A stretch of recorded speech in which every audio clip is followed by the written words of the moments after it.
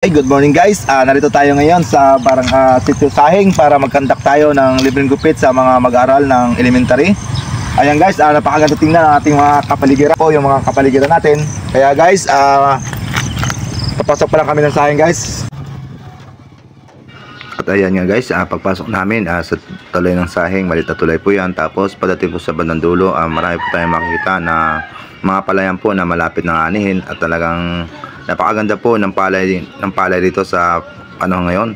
Makita nyo naman po ang kanyang uhay ay talagang napakaganda. Kaya pag ganito mga tanawin po ang makikita natin, nawawala po yung ating stress natin sa trabaho, mga problema natin, para nabawasan pag mga gatong tanawin ang nakita natin. Kaya nga guys, abangan po ninyo ang aming pagsagawa ng libreng gupit sa Sahing Elementary School ngayong araw na ito. Ayan guys, stay put lang po kayo at still watching at suportahan ang aming grupo, ang Good Barber Sablayan Group libreng gupit program, para mas lalo tayo marami pang matulungan ng mga school na malalayo sa bayan at mga school na walang school na walang barbershop na malapit. Ayan guys, stay put lang kayo. Ayan, nakita na natin yung school ng Sahing.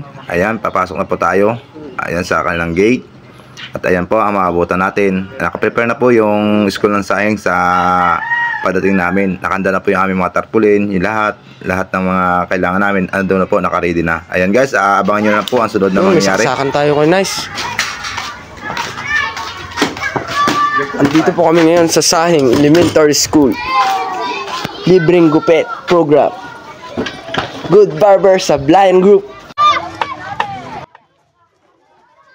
Ayan po guys, ang kapaligiran ng Sahing Elementary School, talagang napakaganda po siya at talagang luntian, kung tawagin, napakalinis, napakasariwa ng hangin, ang mga bata, napaka-inosente, talagang napakaganda po ng lugar nila guys.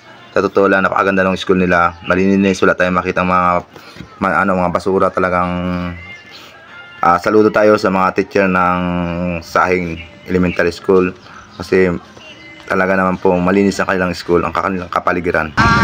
Tayo ay magkakaroon ng gupitan, no? Sa pamamagitan nitong ating dalawang papito.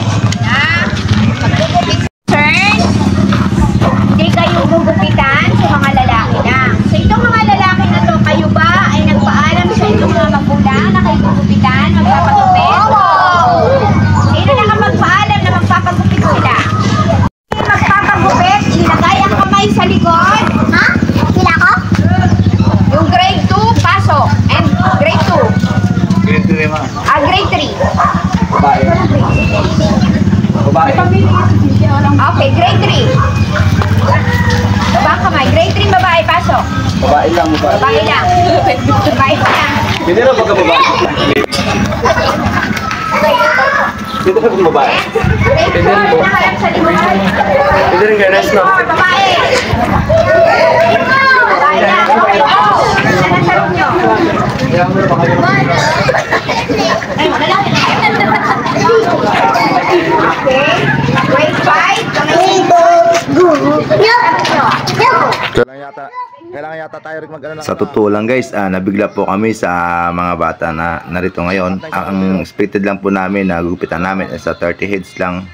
So talaga na makita po namin guys yung daming mga batang lalaki na halos lahat po, 100% po sa kanila guys ay hindi bagong gupit. Halos lahat po sa kanila mahahaba ang buhok.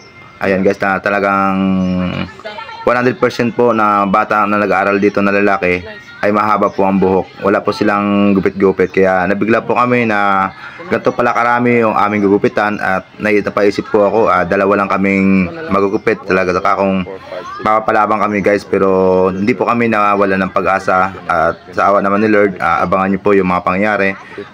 Tapos po lahat yan guys, mahigit 50 heads yata ang aming nagupitan sa araw na yan. Kasama na po yung mga batang maliliit at absent ng araw na yan ay pumunta rin. Sige guys, stay put lang ulit kayo. At subaybayan ang mga kaganapan sa aming libreng gupit program. Gupit kayo? Okay. Sino sa grade 2? Ay, grade 3. Oy. Sino magpapagupit? Kami magpapagupit dito. Okay. Sila lang hindi magpapagupit. Lahat magpapagupit dito. Sino magpapagupit? Dito. Dito. Sino magpapagupit? Kuya, nice kasi andito eh. Andito si Kaya, nice. Ano lang din ang pagkakapit dito, mga bata. Sa grade 6,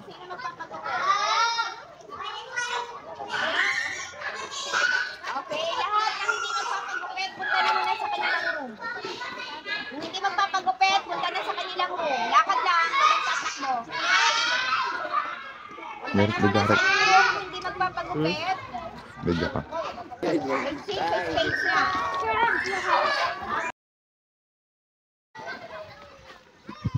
At ayan nga guys, mag-umpisa na kami. Pero abangan nyo na lang po yung next video, yung kaganapan ng pagugupit namin sa araw na yan.